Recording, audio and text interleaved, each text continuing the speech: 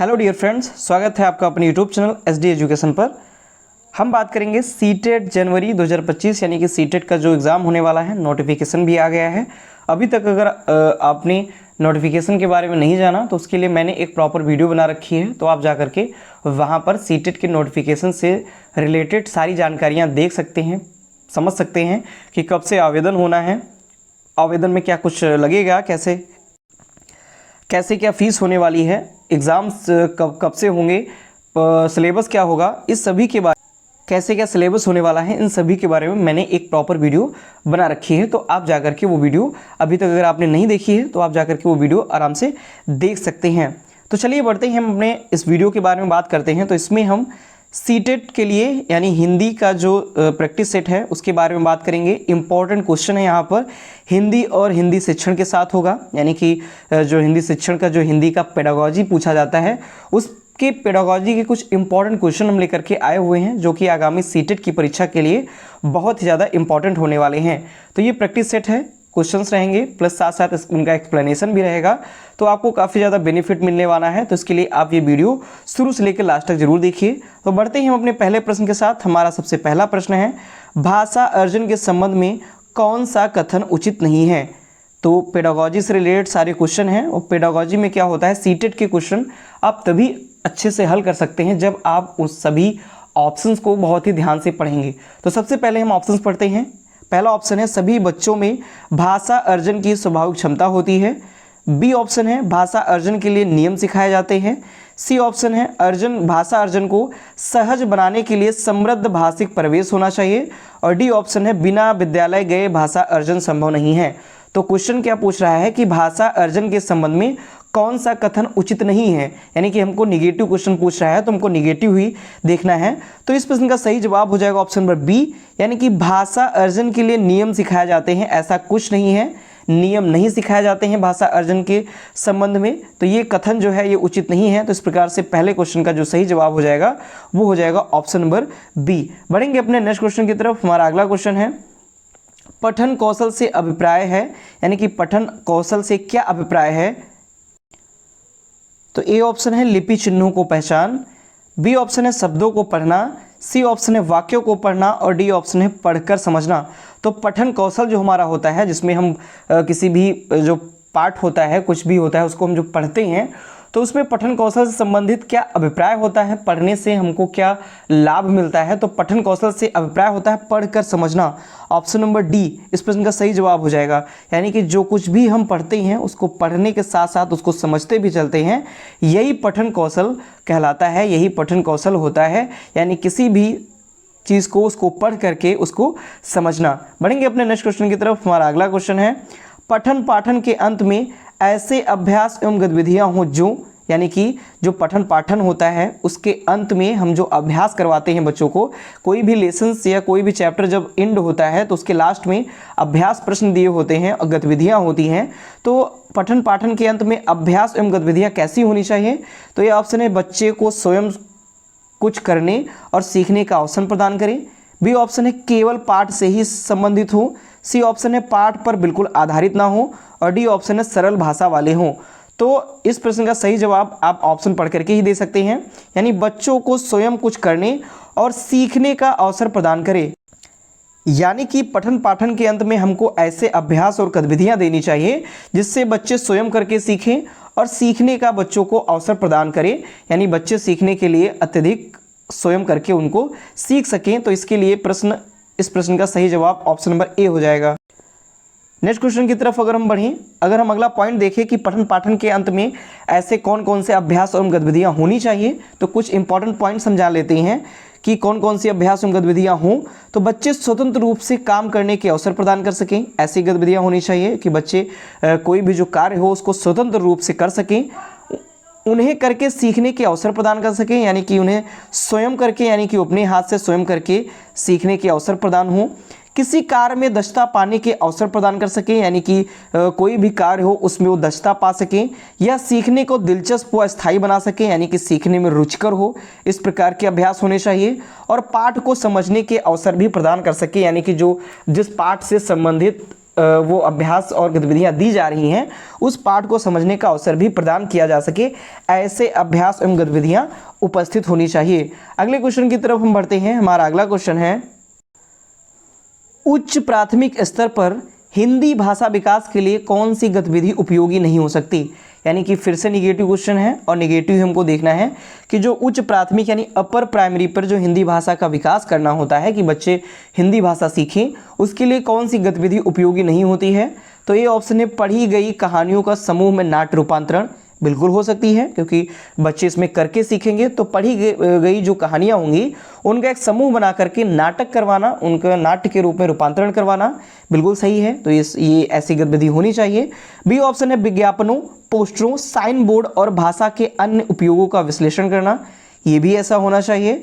B option है, मुहावरों के अर्थ लिखवाकर वाक्य बनाना। और डी ऑप्शन है, सूचना, डायरी लेखन, विज्ञापन लेखन आदि का कार्य करवाना। तो इसमें निगेटिव क्वेश्चन पूछा गया है, तो मुहावरों के अर्थ लिखकर वाक्य बनाना ये जो उच्च प्राथमिक स्तर पर हिंदी भाषा विकास के लिए गतिविधि उपयोगी नहीं हो सकती, इसलिए ऑप्शन नंबर सी इस प्रश्न का सही जवाब हो जाएगा। नेक्स्ट क्वेश्चन की ओर बढ़ते हैं। हमारा अगला क्वेश्चन है, पूरक पठन सामग्री का उद्देश्य है, यानी कि जो पूरक पठन सामग्री होती है उसका क्या उद्देश्य होता है। ए ऑप्शन है, भाषा की नियमबद्धता को सीखना। बी ऑप्शन है, शिक्षक की सहायता से बच्चों को पढ़ना सिखाना। सी ऑप्शन है, द्रुत गति से पठन की योग्यता का विकास करना। और डी ऑप्शन है, सहपाठियों की सहायता से पढ़ना सीखना। तो पूरक पठन सामग्री का जो उद्देश्य होता है वो होता है द्रुत गति से पठन की योग्यता का विकास करना। ऑप्शन नंबर सी इस प्रश्न का सही जवाब हो जाएगा। यानी द्रुत गति से जो पढ़ने की योग्यता है, पठन की जो योग्यता है उसका जो विकास होता है, उसका जो डेवलपमेंट होता है, यही पूरक पठन सामग्री का उद्देश्य हो जाता है। तो इस प्रश्न का सही जवाब हो जाएगा option number C. Next question की तरफ हम बढ़ेंगे। हमारा अगला क्वेश्चन है, व्याकरण शिक्षण की अपेक्षाकृत बेहतर विधि है। यानी कि जब व्याकरण शिक्षण हम पढ़ते हैं, व्याकरण शिक्षण की बेहतर विधि कौन सी है। तो ए ऑप्शन है, आगमन विधि। बी ऑप्शन है, निगमन विधि। सी ऑप्शन है, सूत्र विधि। और डी ऑप्शन है, पुस्तक विधि। तो इस प्रश्न का सही जवाब है ऑप्शन नंबर ए, यानी कि व्याकरण शिक्षण के लिए जो आगमन विधि है ये काफ़ी ज़्यादा उपयोगी और बेहतर विधि मानी जाती है। तो इसीलिए इस प्रश्न का सही जवाब हो जाएगा ऑप्शन नंबर ए। आगे अगर हम बढ़ें तो हम आगमन विधि के बारे में बात करें तो व्याकरण शिक्षण की आगमन विधि जो होती है वो बेहतर और अपेक्षाकृत बेहतर विधि है, क्योंकि इसमें जो बच्चे होते हैं वो उदाहरणों से नियम की ओर जाते हैं। यानी सबसे पहले बच्चों को उदाहरण के बारे में बताया जाता है, उसके बाद जो बच्चे होते हैं वो नियम की ओर जाते हैं। तो इसीलिए जो आगमन विधि है ये व्याकरण के लिए सबसे ज़्यादा बेहतर विधि मानी गई है। निगमन विधि के बारे में बात करें तो इस विधि में पहले नियमों को, सिद्धांतों को प्रस्तुत किया जाता है तथा बाद में उदाहरणों के द्वारा नियमों की पुष्टि की जाती है। यानी कि इसमें पहले निगमन विधि में पहले नियम बताए जाएंगे, उसके बाद उदाहरण के द्वारा उन नियमों की पुष्टि की जाएगी। ये निगमन विधि में होता है। जबकि आगमन विधि में पहले बच्चों को उदाहरण से समझाया जाएगा, फिर उन्हीं उदाहरणों के माध्यम से नियम की ओर ले जाया जाता है। बढ़ेंगे अपने नेक्स्ट क्वेश्चन की तरफ। हमारा अगला क्वेश्चन है, 8वीं कक्षा में पढ़ने वाला आदित्य कागज पर लिखते समय बाएं हाशियों को बढ़ाता चलता है, यह प्रमुख लक्षण है। यानी कि कोई भी एक बच्चा है जो कि क्लास 8th में है और वो कागज पर कुछ भी अगर लिखता है तो वो बाएं हाशिए को बढ़ाता चलता है, वो बढ़ाता ही चला जाता है। तो ये किसका लक्षण दिखाता है। ए ऑप्शन है, भाषा में पिछड़ेपन का, भाषा से कोई रिलेटेड नहीं है। बी ऑप्शन है, डिसलेक्सिया का। सी ऑप्शन है, डिस्ग्राफिया का। और डी ऑप्शन है, लेखन में पिछड़ेपन का। तो इस प्रश्न का सही जवाब होगा ऑप्शन नंबर सी, यानी डिस्ग्राफिया। और डिस्ग्राफिया लेखन से संबंधित विकार होता है और इसमें बच्चे को लिखने से ही संबंधित समस्या है। तो इसीलिए ये डिस्ग्राफिया हो जाएगा इसका सही जवाब। आगे अगर हम कुछ पठन विकार के बारे में बात करें तो डिस्ग्राफिया जो होती है यह लेखन विकार है जो सुसंगत रूप से लिखने की क्षमता को प्रभावित करती है। यानी कि इसमें जो बच्चा होता है वो सही ढंग से लिख नहीं पाता। फिर अगला है डिसलेक्सिया, यह पठन विकार है, यानी कि इसमें पढ़ने और समझने की क्षमता को प्रभावित होती है, इसमें बच्चा पढ़ और लिख नहीं पाता। अगला है भाषाघात, यह एक भाषा विकार है जो संचार कौशल और समझ क्षमता को प्रभावित करता है। फिर है डिस्कैल्कुलिया, नाम से स्पष्ट है कैलकुलिया यानी कि कैलकुलेशन, तो यह विकार गणितीय गणना और संख्याओं को समझने की क्षमता को प्रभावित करता है, यानी कि ये गणित से संबंधित योग्यता जो होती है उसको प्रभावित करता है। फिर है मंद बुद्धिता, यह बच्चों में मानसिक विकलांगता से संबंधित है जो उनके बौद्धिक क्रियात्मक स्तर को औसत से कम कर देता है, यानी कि उसमें बच्चों में मानसिक विकलांगता से इसमें संबंधित होती है और बच्चों की जो बौद्धिक क्षमता होती है उसको कहीं ना कहीं ये कम कर देता है। बढ़ेंगे अपने नेक्स्ट क्वेश्चन की तरफ। हमारा अगला क्वेश्चन है, भाषा की कक्षा में मुद्रित समृद्ध प्रवेश कैसे रचा जा सकता है? तो ये ऑप्शन है केवल विविध आकर्षक पुस्तकें सजाकर। केवल लगा हुआ है, निगेटिव है, तो इसीलिए ये गलत हो जाएगा। भाषा की कक्षा में क्वेश्चन पूछा क्या है कि जो भाषा की एक कक्षा है उसमें मुद्रित समृद्ध प्रवेश कैसे रचा जा सकता है, यानी कि एक बढ़िया से उसको सजाए कैसे जा सकता है। भाषा की जो कक्षा होती है उसको हम बहुत अधिक आकर्षक कैसे बना सकते हैं, कैसे वहाँ पर विभिन्न प्रकार के आकर्षक चित्र वगैरह जो होते हैं उसको हम कैसे सजा सकते हैं, उसका उस प्रकार का जो प्रवेश होता है उसको हम कैसे रचा जा सकता है। तो इसके लिए केवल विविध आकर्षक पुस्तकें सजाकर, ये गलत है। दीवारों पर केवल आकर्षक पोस्टर लगाकर, केवल आकर्षक पोस्टर लगाना भी नहीं है, ये भी निगेटिव हो जाएगा, ये नहीं होगा।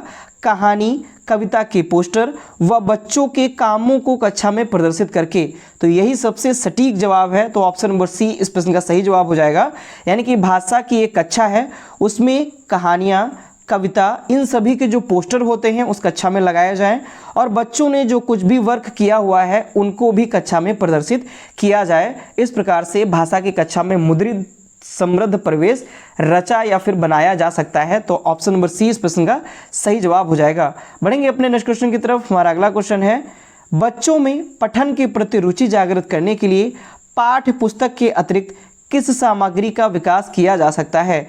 यानी कि बच्चों में अगर पठन के प्रति हमको रुचि जागृत करनी है तो पाठ्य पुस्तक के अतिरिक्त उनमें कौन सी ऐसी सामग्री है जिसका विकास किया जाए? तो ए ऑप्शन है सरल, बी ऑप्शन है पूरक, सी ऑप्शन है जटिल और डी ऑप्शन है मूल्य पूरक। तो इस प्रश्न का सही जवाब है ऑप्शन नंबर बी, यानी कि पाठ्य पुस्तक के अतिरिक्त पूरक सामग्री का विकास किया जा सकता है जिसके कारण बच्चों में पठन के प्रति रुचि जागृत की जा सके।